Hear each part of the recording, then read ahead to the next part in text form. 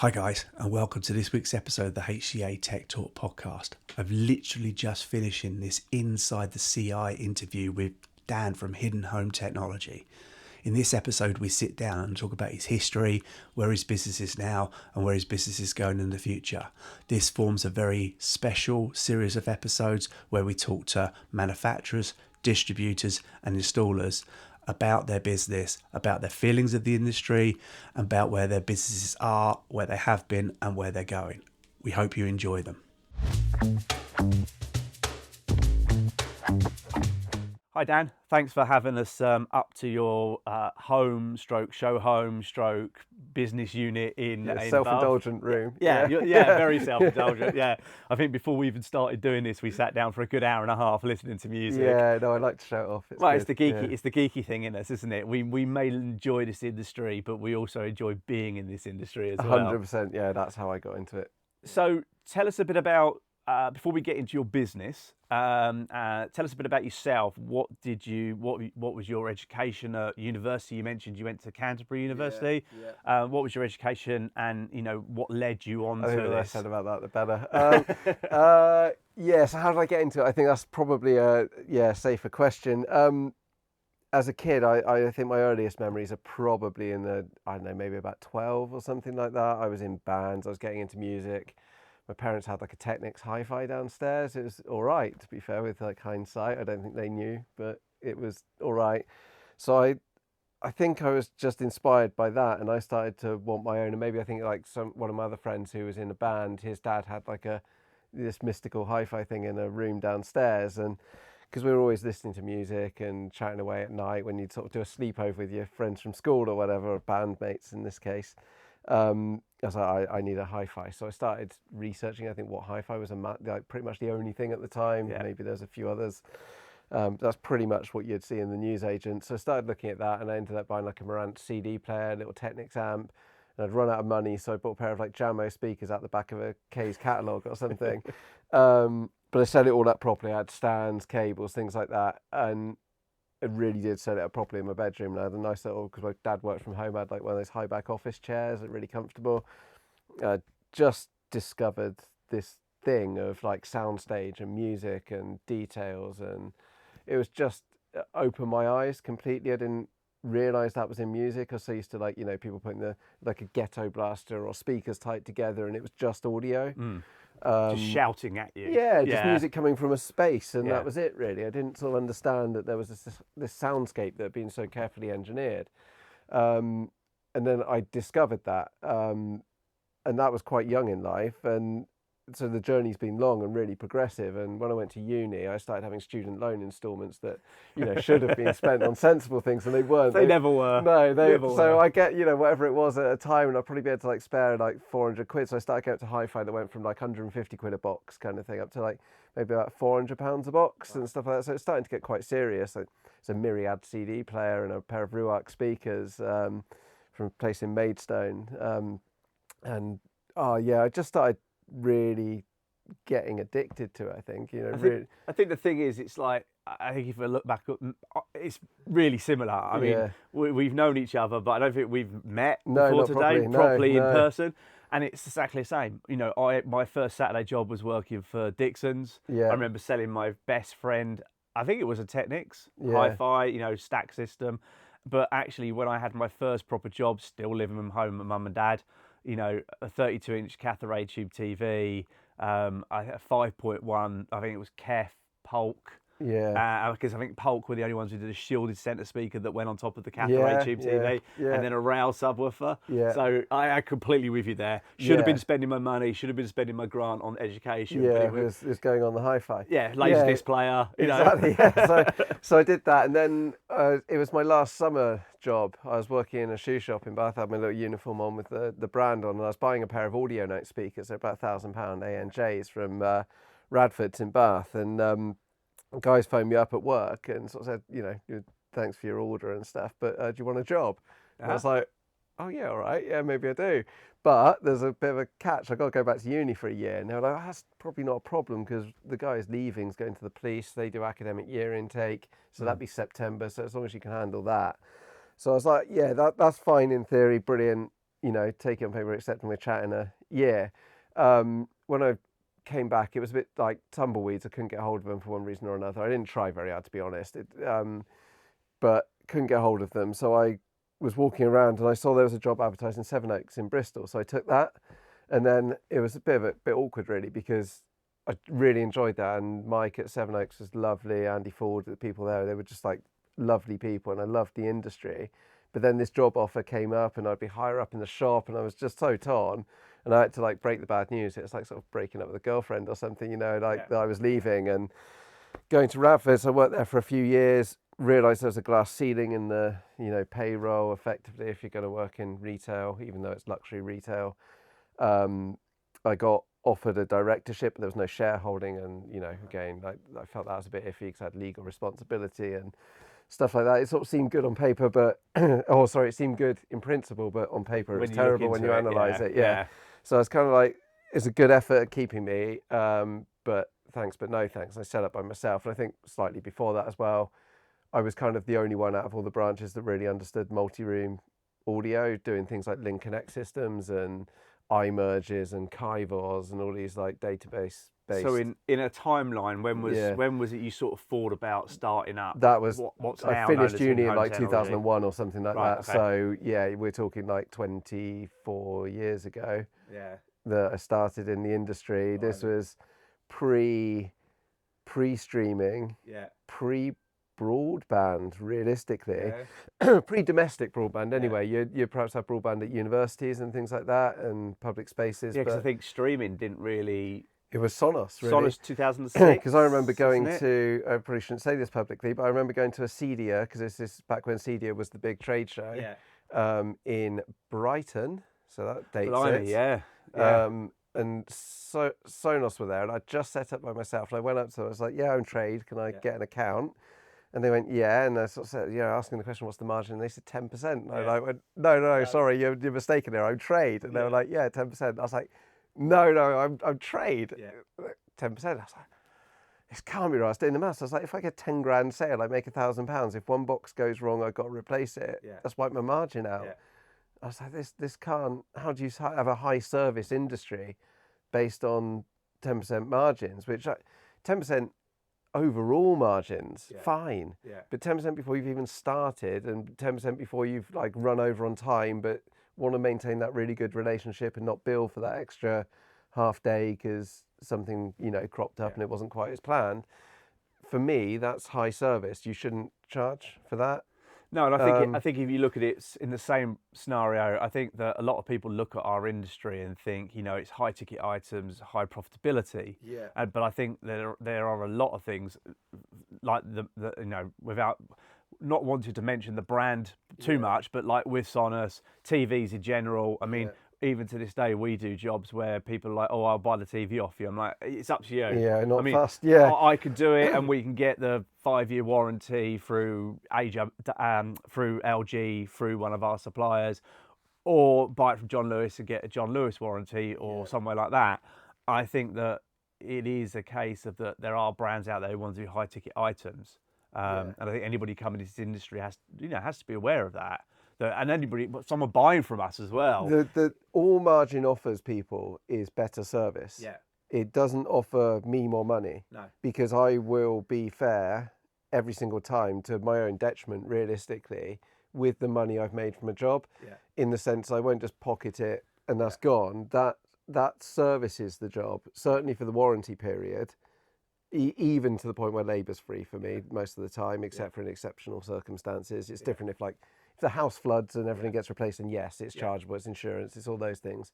But if it's something like, they've got a faulty skybox even, that's not even my thing, but I need to come and just help them swap it out. Those things for me, they just go under the radar. I don't bill for them. I look after the client based on the fact that the original job was profitable. Well, I think on day one. And I think that if you speak to a lot of the HCA members, I think a lot of us are similar in respects of like, I've got clients that will phone me up on a Saturday and we've got IP controllable power supplies in there, and they can perfectly reboot their own Skybox and that. But it's like you get the WhatsApp message, can't watch Sky, give me 5 seconds on the phone, on the laptop, because you know that person is going to, you know, is a good customer. And I think without doing the maths, I would say that every bit of money I make on day one, by year 10, I've spent with that client back to them.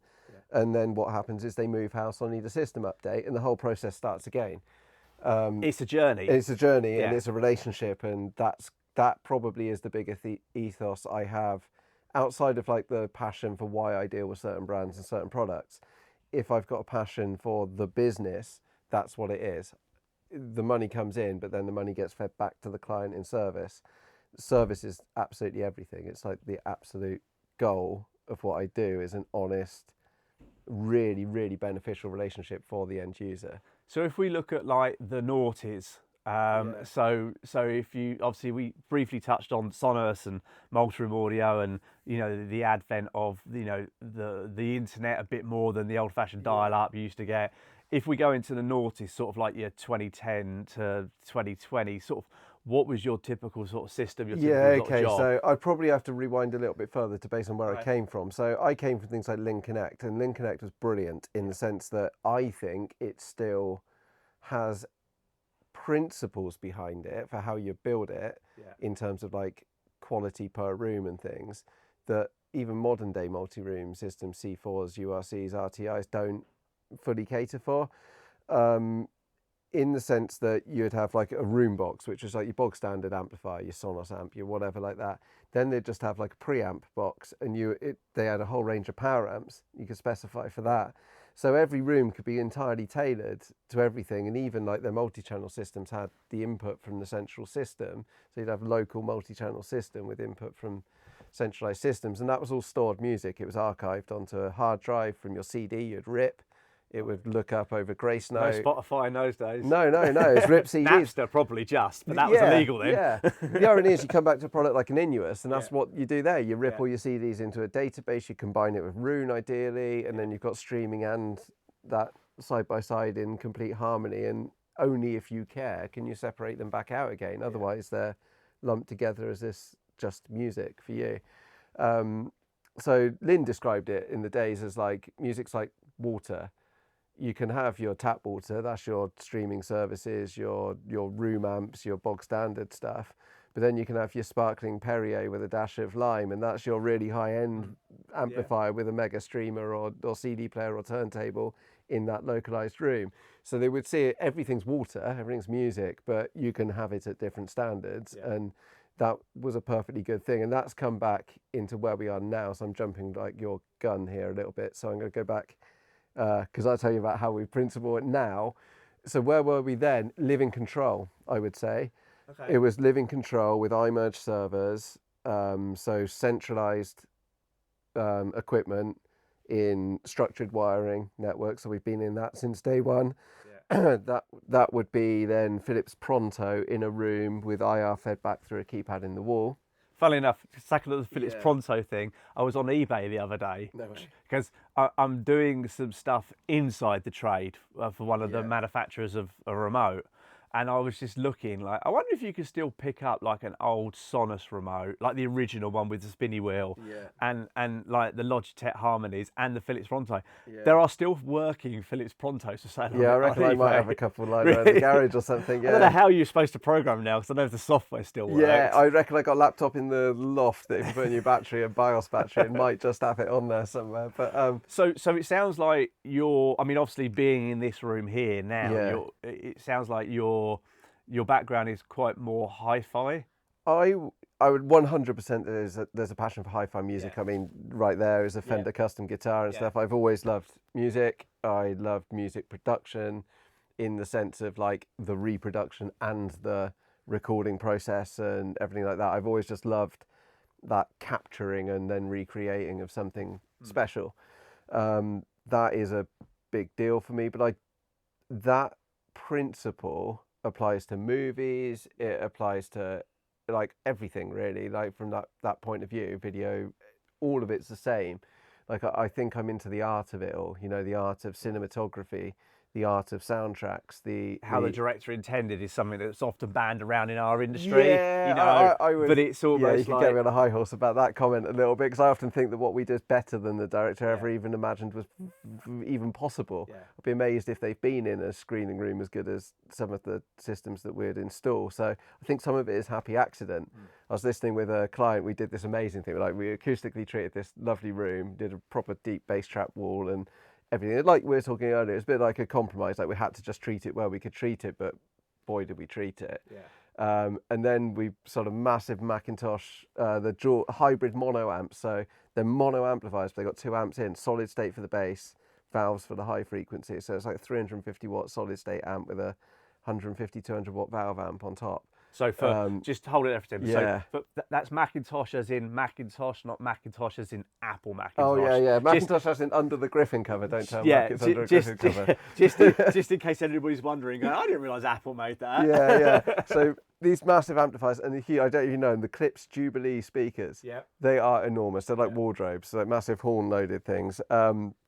We put those in, and it was like a out-of-body experience listening to that in that room with that client, and we both looked at each other, and he said it, and I just couldn't agree more. It's like, do you think these artists even know they created this? I'm not so sure they did.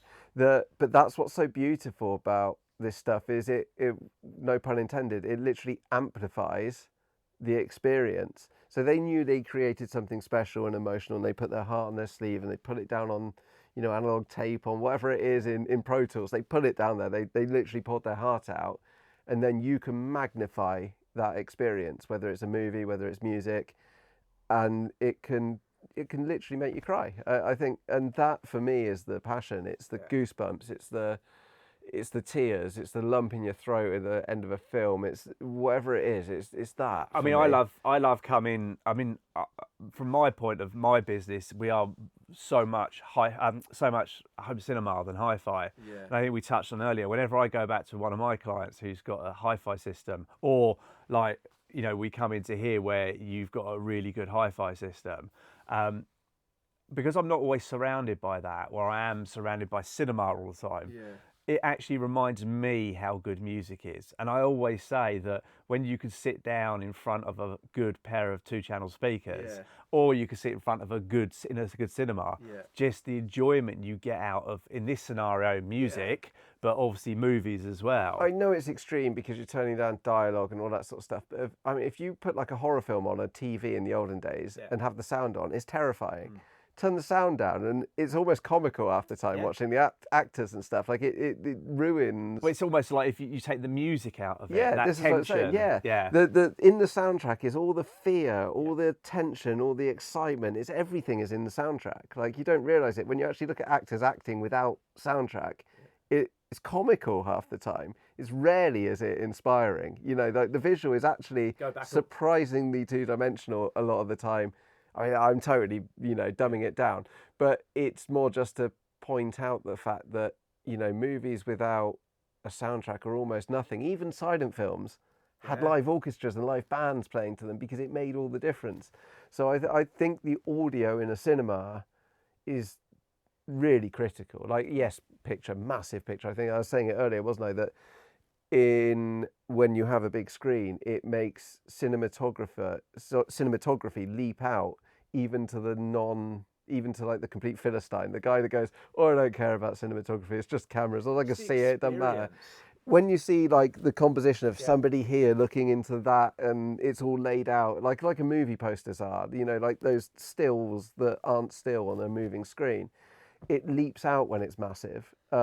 And you can't fail to see it. And I think it's similar with hi-fi. It paints these massive pictures that you can't fail to see the soundscape and I mean, what was the track we listened to earlier? The Queen Mary one. That's it, Queen Mary. Yeah. I mean, again, from someone who is more from a multi-channel background, just the soundstage of that, where you could have told me you were sitting in a 5.1 system. There were speakers hidden behind these curtains. The clicking hi-hat thing that pans. Because it was almost like, I can remember listening to like Dolby Atmos music when it first came out. I think Tidal, or when Apple did it as well. It was that soundtrack or that song was just, there's so much more to yeah, how and sometimes there's some how weird we effects listen that to even it. you're not conscious of to start with. It's things like the sub bass. It sort of seems to like pour out onto the floor. It's sort of boom. It's really weird because it's actually in height dimensions, and I don't understand really how that's ever created, but it definitely happens. Like, so what's a okay? So let's say, what's the sort of typical install for you? Maybe let's say 5, 6. Well, let's go back into the noughties. Yeah. So let's say 10 years ago. What was the sort of typical? Okay, so yeah, again, the story was the whole background, really, I guess, of how I got brand allegiances and built my business is most of it's, again, built on honesty and integrity. And I think if a brand doesn't represent that, I've got problems with them. And that's why I think Sonos, I'm not massively behind them. I use it when I'm forced to, but I'd rather not. Blue Sound is my honest integrity, I think in fairness for Sonos, they are, I think in the few years there's been a few characters that are trying to step more into the CI market, and I think I just don't think they represent the right service industry. If they're saying that 10% is what, and I'm being honest, I shouldn't be saying it publicly, but if they think companies should be surviving off 10% in a service industry, they're wrong. They're not building the types of dealer that the end user's best shopping with. Yeah.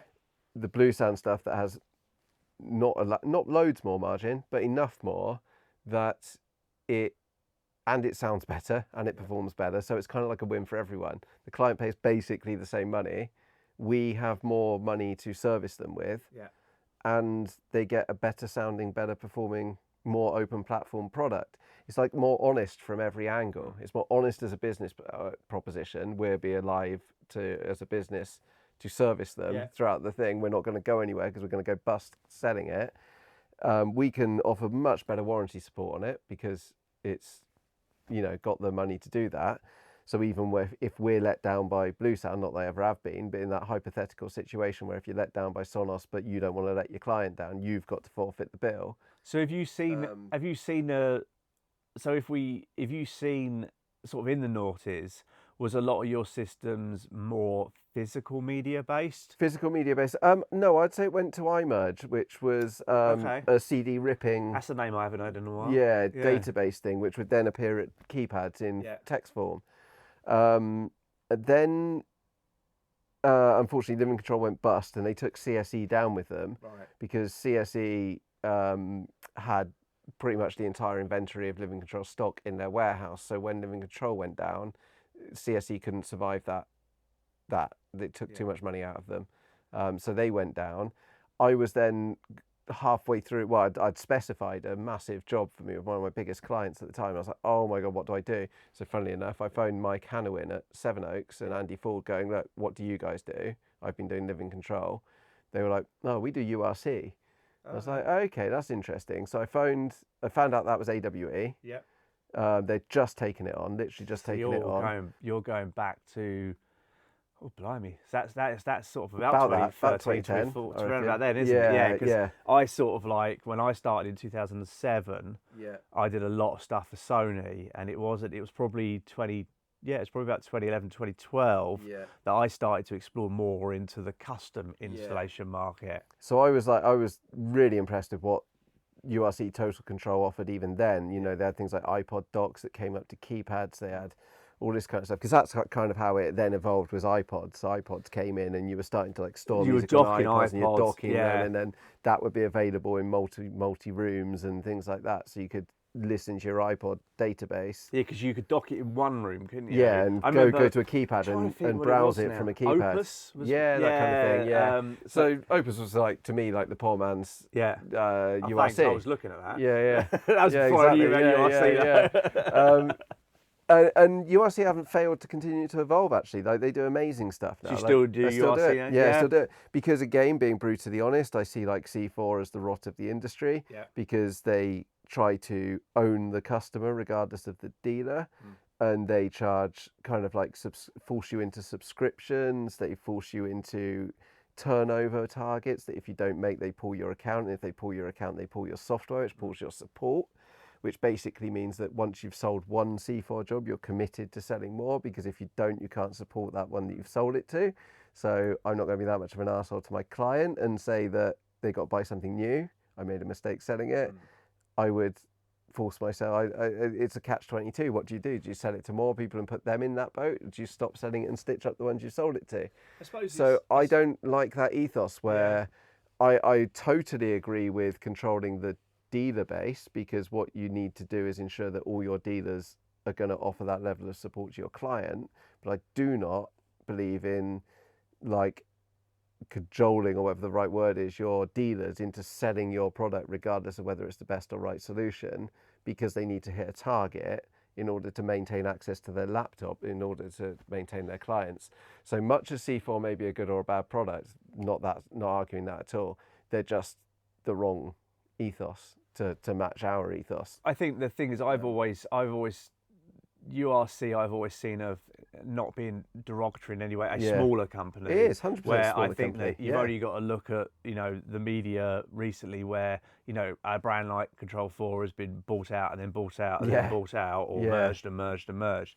So with the URC stuff, sort of, then were you using their name of their amps? Because I did URC. They did DMS amps. That was it. Because we did quite a few URC projects where we were using the remote controls and some of the early in-wall touchscreens with the app.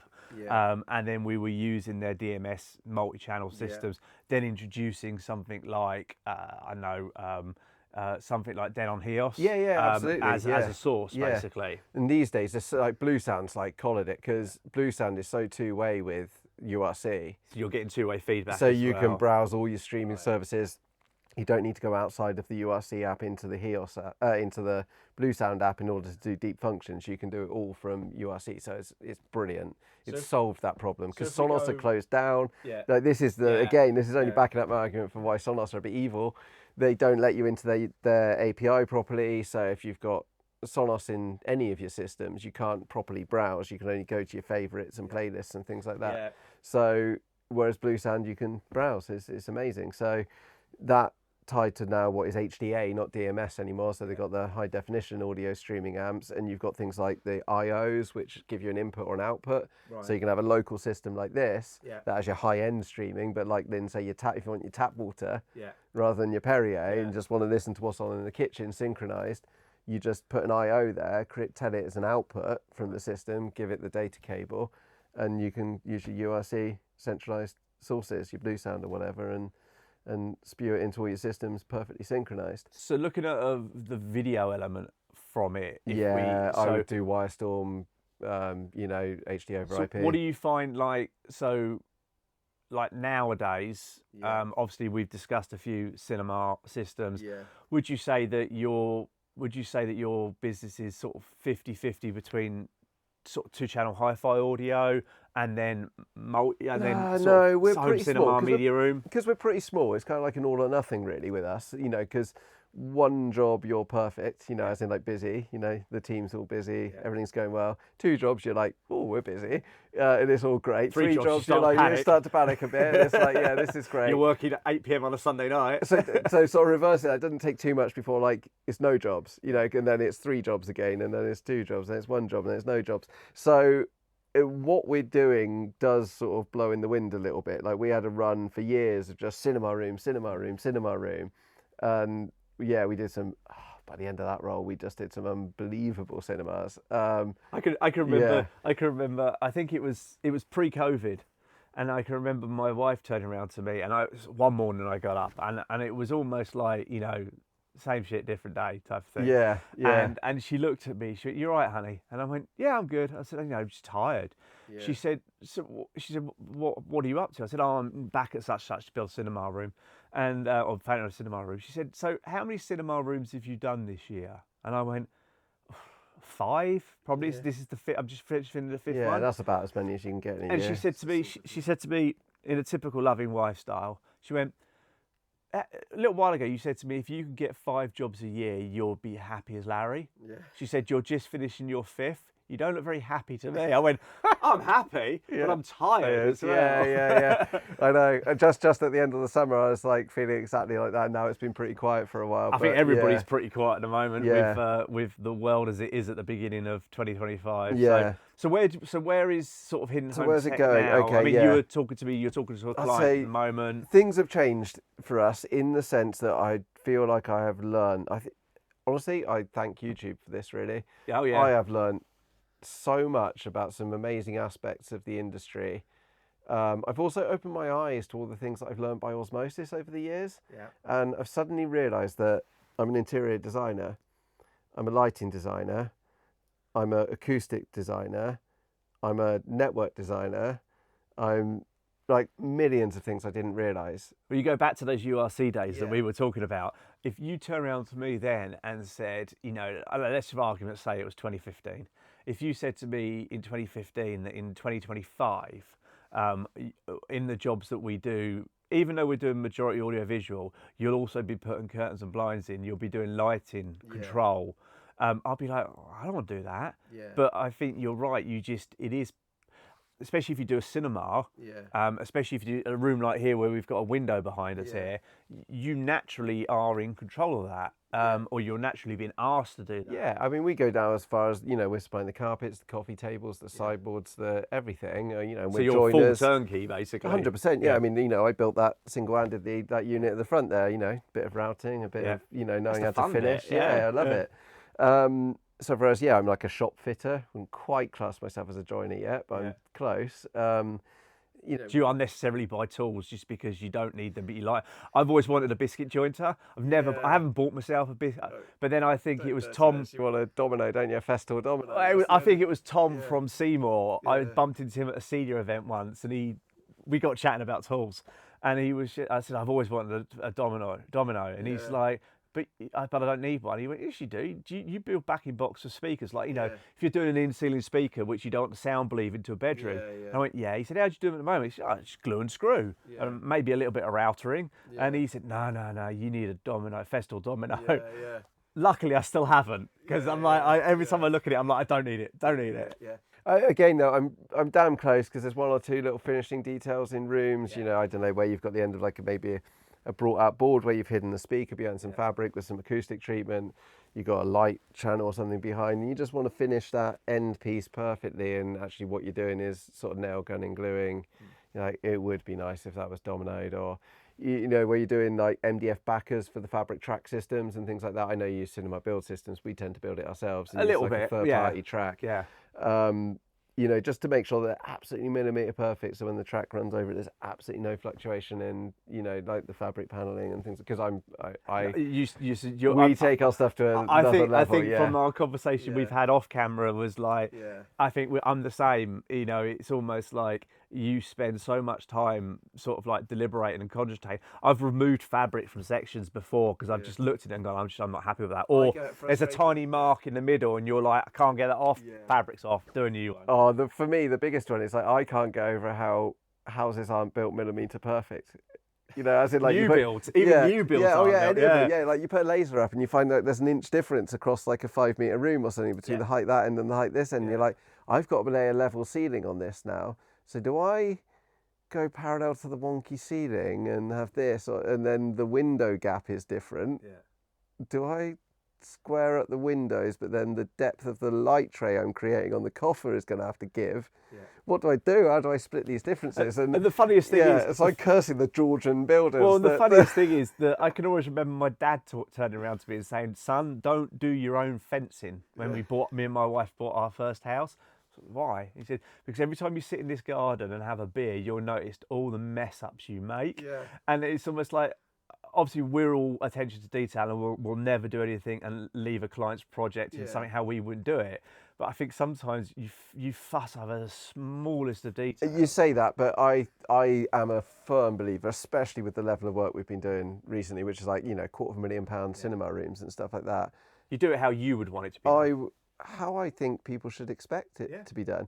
Now, there's a difference, isn't there, between the personality that demands it's done. That's not the case, but there should be some pride in the work, and I do take a very F1 approach. Have you ever had to rip a room out? In what sense? The scenario I had, I always say, and I think a lot of us are the same, is that you put a bit of yourself into every room. Yeah. And a few years ago, I was on holiday and we had massive floods in the UK. And I come back to a cinema room that I'd built, and I had to rip the whole thing out. Now it wasn't really flooded. It was the room next door that flooded, but I had to take all this room apart because I had to tank it, and it was gutting, just chopping this room into sections. I mean, it's gone back. You would have never have known it, but it was a realization to me that. Did you have to redo it, or did you rescue the bits? No, I know, but because the room wasn't really. There wasn't really anything wrong with the room. Yeah. The insurance company sort of said, "Oh, there's damp in that corner," so they wanted the whole room included as part of the tanking for the room next door actually flooded. So because it was a room with a room, it's a frame inside the room. We had to chop the CLS into basically chunks of wall sections, take them out. Thankfully, my ethos tool, multi-tool, did a lot of the heavy action, but then I literally put it there as a jigsaw. You go in and now, you would have never believed it was ripped out. Yeah, okay. But there was that small part of me that was like... It's heartbreaking, It was heartbreaking. Yeah, I had a call. I got paid to put it back in as well. We did a lovely job in town. It was amazing. We spent most of the money on this amazing ceiling that was all fabric. You would never have known, because we couldn't acoustically treat the walls. So the only trick we had was the front wall and the ceiling. So I didn't want to build it out of solid materials. I wanted to build it out of fabric.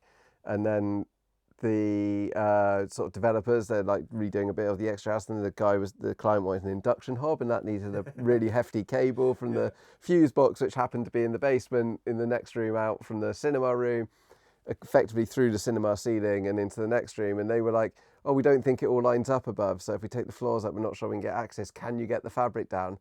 And I'm like, I can get the fabric down. I was thinking of all the knock-on consequences, like the odd bit of fabric where, because it can't have track, you've maybe like staple gunned it somewhere, like upholstered a bit of board or something, and like that's going to potentially rip the fabric. I always say fabric's a little bit like wallpaper. You want to get it all at the same time. Yeah. So I was just like you. It's just like I didn't want to leave it in anything but the perfect state. I was like, is the client aware that this may have quite a bit of work involved? Fortunately, I got a phone call.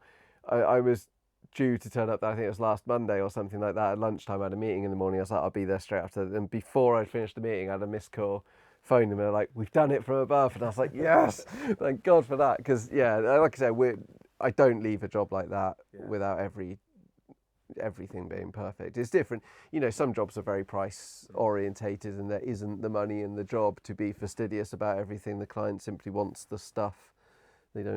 They can't have the. So tell us about a current job. I mean, you were speaking to a client earlier when I was setting up. Yeah. You were sort of saying about two different. That's processes. an interesting one, because in a dream world we'd have wisdom, but I mean, he could easily afford it, I'm sure, but doesn't want to justify, doesn't want to dedicate that amount of money to that. So it's then trying to build a system that does what wisdom does, and you never can you? No. Like build what they want for less when they don't want to spend less. Do you generally take the client to see, like you're not a million miles away from where wisdom is? Got showrooms? No. So I was sort of prepared for this question because I knew it was going to come. So I was like, "Do you have a showroom?" Well, in my dream world, I have this shop that's kind of like maybe like a Macintosh concept store at the front. And it's all like New York, like penthouse thing, red brick, black, that kind of thing. It's a man crash, limited edition vinyls, coffee machine, things like that. People come down, they listen to these like statement. My wife would say that's a place that I'm building for myself, not necessarily for my clients. Totally, yeah. So, but that would be the shop front. With one or two amazing hi-fis in, again, nice acoustically treated, but in really subtle kind of ways that add to the decor and add to the atmosphere, and they don't subtract. Then you go through the back door and you go into hidden home, and that's where you'd have all the cinema rooms and things like that. But I've done the maths. You need like £2 million or something like that to. I'm a big fan of showrooms. I mean, I haven't got mine at the moment because I moved across the road into a bigger unit fundamentally, and I've not got around to building it. I'm a big fan of showrooms, but there's a cost. But there's a cost. Also, the fact is that, even if you look at a high street shop, so say like one of your big sheds or one of your high street shops, it's the turnover. I mean, a friend of both of ours, Owen, he's upgrading his cinema And it's only a few years old. So you say about that lovely Macintosh stuff. What a lot of, especially independents, people don't realise is that the independents quite often have to buy the kit, move on the kit before they can replace the kit. 100%. But the manufacturer keeps on, projectors. Changing, 2-3 years time, Epsom or Sony or JVC. 2-3 months time with projectors. Not quite phone territory yet. But it is that case of the. It certainly is with TVs or something like that. By the time you specified it, it's changed. Even I've just updated my TV at home, and I knew that the LG G9 was coming out, but I still thought actually I just could pick up the G4 because it was a little bit cheaper, even if you're in the trade. But I am sitting there now looking at the G5, going, I want to change 100%. It. Yeah. So my feeling on the showrooms is, if I added, what I can say is our showroom, we're based in about 4 or 5 different locations. We've got probably 7 or 8 different cinemas. We've got a total of probably about £5 million worth of stuff on show. We've got rooms from about £40,000, £50,000 fully installed up to about £800,000 fully installed.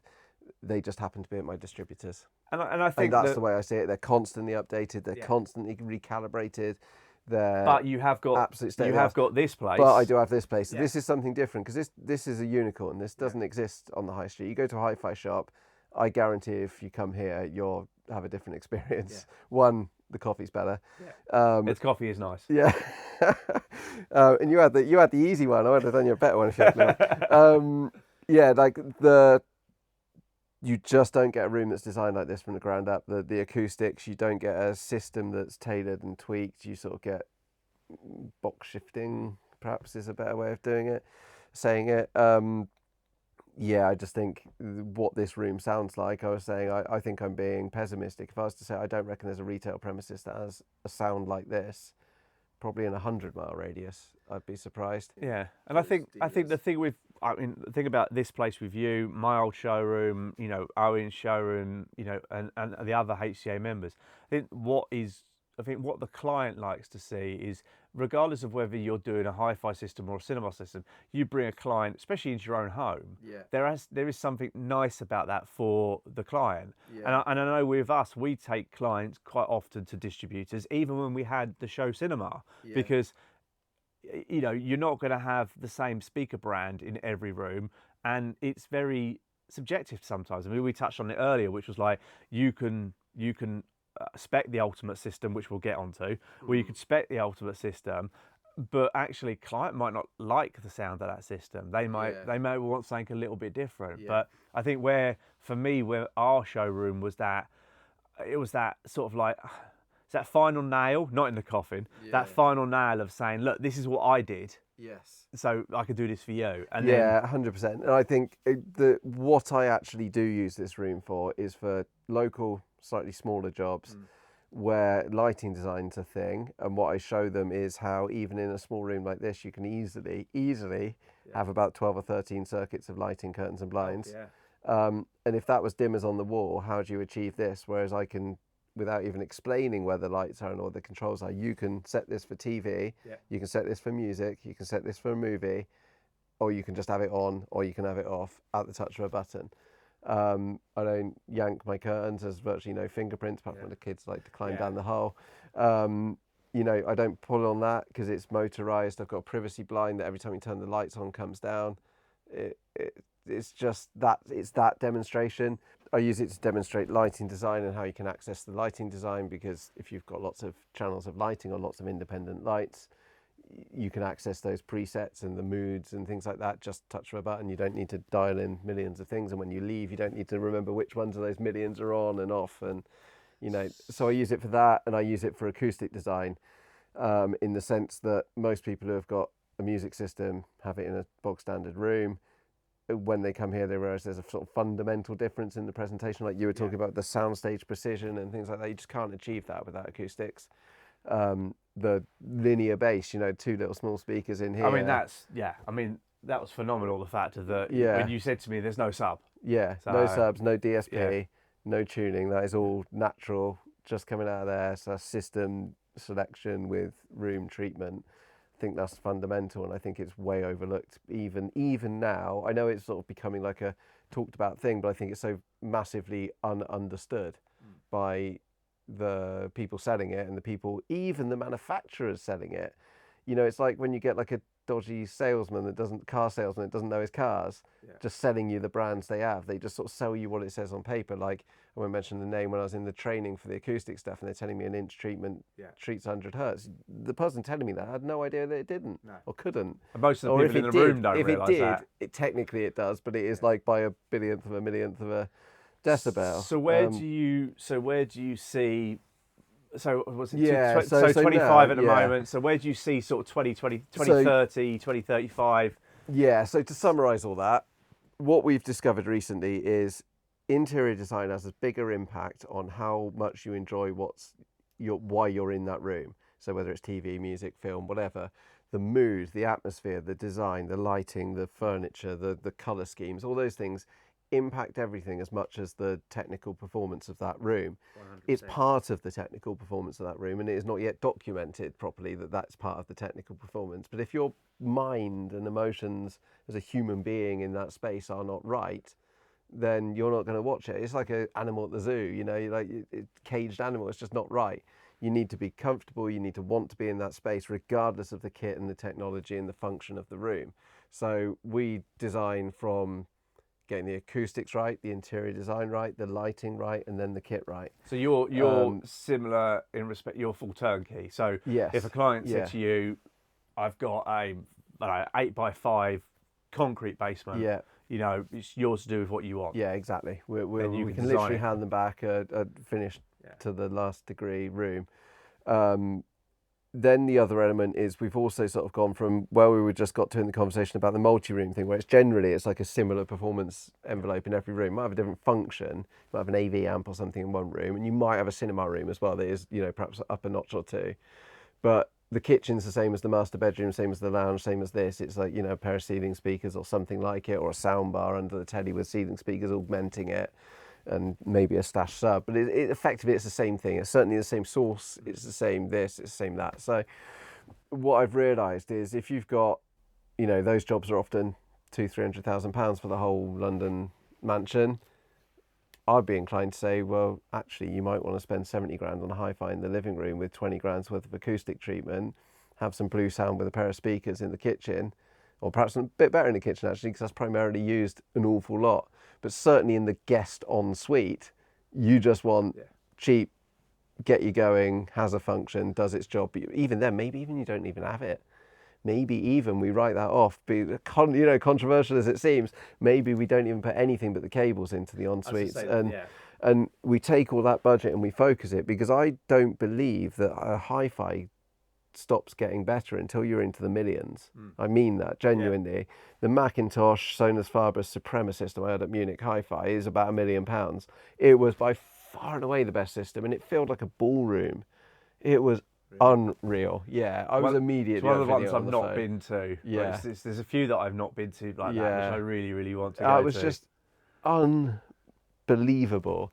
Now, again, until you can afford to do that in every room, I believe in compromising the lesser required rooms in order to get somewhere closer to that in the areas you're actually going to use.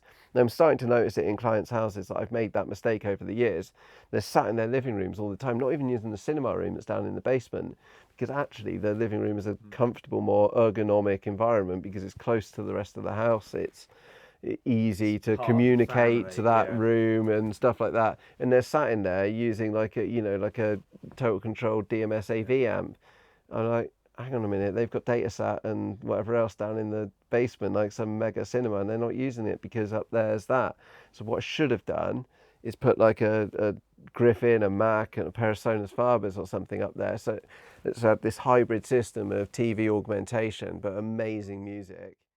Yeah, sorry, we had a couple of technical difficulties then, so sorry about the potentially crude splice.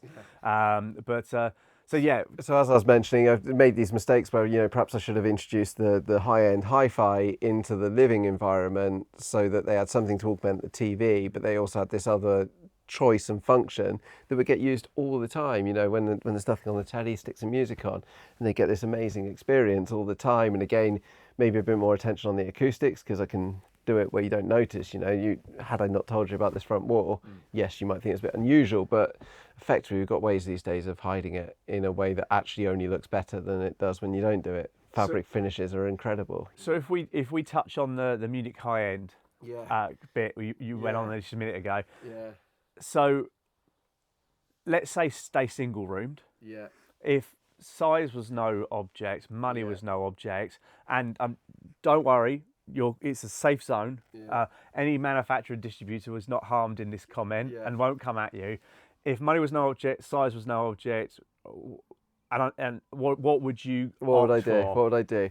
I would find a way to have something like that Sonus Faber Suprema system, which is these huge towers with like separate, they're integral to the speaker, but they're totally separate boxes, subwoofers that look like speakers. So you can place the mid and highs where they sound best, away from the back wall in the room, and you can put the subs where they sound best, and then they've got passive crossovers and stuff like that. Oh, sorry, active crossovers, I guess, in a passive subwoofer system, to time compensate and things like that for where they are. So you have these mega speakers, huge stack of Macintosh, although I'd love to find a way to get the Griffin power amps in there. Source. And I'll put that around. Well, it's got to be K-Scape or something for movies, hasn't it? There's no other real way of doing it. Then for sound, I think, I'd be at the top end of the Inuus tree, Grim Audio, something like that. And then what? Rune. So that'd be Rune for music, Tidal and Cobuzz, and all my stored catalogue that I built up over my years that sort of directs the Rune algorithm to finding more and more stuff that's right up my street. But I can also see in the corner we have a very small stack of vinyl. Yeah, I enjoy the. And you've got a Macintosh. Macintosh MT2. Some people, obviously, I need to be able to demonstrate it to some degree, but also I like to buy one or two albums that are meaningful to me, because my CD collection's now in boxes up in there, because I can listen to my CDs in CD format through the server. It's perhaps the there's something a little bit. There's still but something nice. Just having like the ownership and seeing it there and stuff that reminds you, triggers you to listen to it. I think it's a bit like if you look at video. A few people often say to me about how projection is going to die because of micro LED screens. We got involved in a project last year, I think it was, that had a micro LED screen because it was for an ex-footballer or his old house, and everybody I said it's so impressive to look at, but it's just too bright. And I know that's changed. And I think for me personally, there's something nice about a projector and a projector screen. And I think with vinyl, I'm certainly seeing, even me, people asking for vinyl in projects. I about the physical process, yes. And I think you put it on and you listen through the album way more like easily without that twitchy, I should skip to the next track thing. So I think there's that. But in terms of actual quality now, no, I think the streaming, even streaming, and I know I'm going to get shot down for this, but it's true, and I challenge someone to come here and do a blind test on it. Streaming is so good now that it has all the qualities of the vinyl, and this isn't just streaming, actually, I should say, like digital to analog conversion and the whole chain of handling digital signals is so good. There's everything digital has with none of the downsides. None of the keeping it clean, because if you don't keep your vinyl clean, it does sound awful. If and you the exploratory, the fact of that you can. I mean, you played that single to me. I will go home and put that on my system. So to wrap things up, how's it best for people to get in contact with you? Phone me. I love talking to people. I love giving out free advice. I love You're trying to communicate. When this goes up on YouTube. Genuinely, I'm not. I really do love giving out the free advice because I think that's the fundamental starting point for how I run my business. My dad said to me that, if you want to make a quick buck, have people over. If you want to be in business in 20 years, be honest. I'm honest to a fault. It really does negatively affect my financial situation. Can't help it. I just want everyone to be happy and to get along. You just want to be happy. I think the same as I get when a client comes back to you and says how much they've enjoyed that space.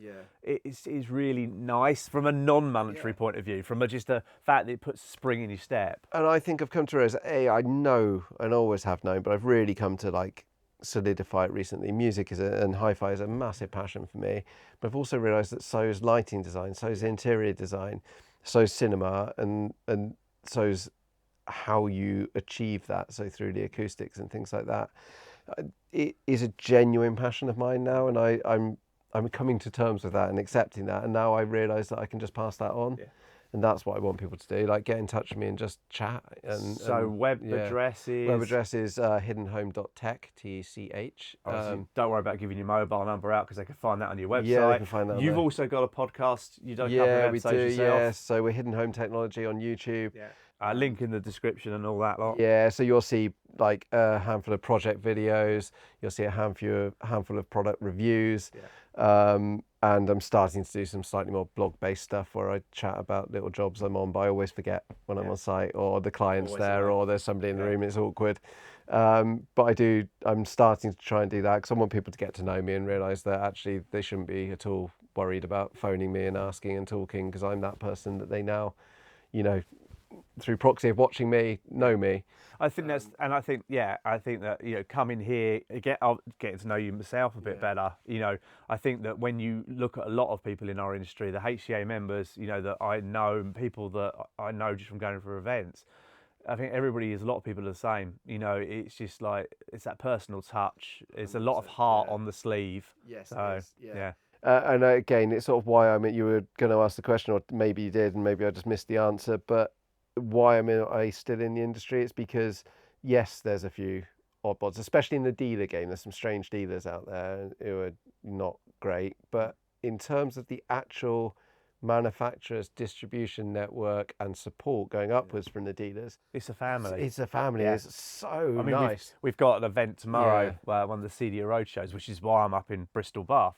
And the majority of people we see there tomorrow will be friends. Yeah. You would happily go out for a beer with them. Yeah. And they're in the same industry. I mean, I've got some people around me where I am in East Sussex. Technically they're competitors, but we happily work together. Yeah, 100%. Yeah, the trust levels are just unbelievable. Going upwards again. Tuesday night, I'm out with Mal from AWE Technical Support for URC, because he's a friend. The amount he's helped me and helped clients through helping me, it's just ridiculous. So every time he's about, I'm desperate to go meet him. It's the same with everyone. Owen, Cinema Works, he's a really old friend now. He was a rep in the hi-fi industry when I was starting. Just know all these people forever. And that, if I don't have that, then I don't deal with them really. And I'm not saying it's like boys club. I'm talking about if I don't have a relationship with somebody where they won't tell me the crap products in their catalogue as a distributor or as a manufacturer, I don't trust them and I won't deal with them. I need to be on that level where people say you have this model or this model and don't bother with that one, because that's how it's impossible otherwise to know what to recommend to clients. a lot of brands like that, they will get you through to those. I mean, I'm off to one brand out in Amsterdam in a month or so, where they've got like a few dealers out there to get feedback on their new products. So, but awesome. Right, let's wrap it up there. Thank you very much for your time. Thanks for coming. I'm glad to have. And thank you for being a guinea pig on what actually is the first of these sessions now. And we'll hopefully do another one in a year or so. I'd love to be part of any of them. I actually realised I can talk constantly forever. Again, for something that was going to be 20 minutes long, I don't know how long this has gone on for. Watch my ones on YouTube. They're exactly the same. Awesome, mate. Thanks, Dad. Brilliant. Cheers, buddy. Thank you. Catch you later. Cheers, mate.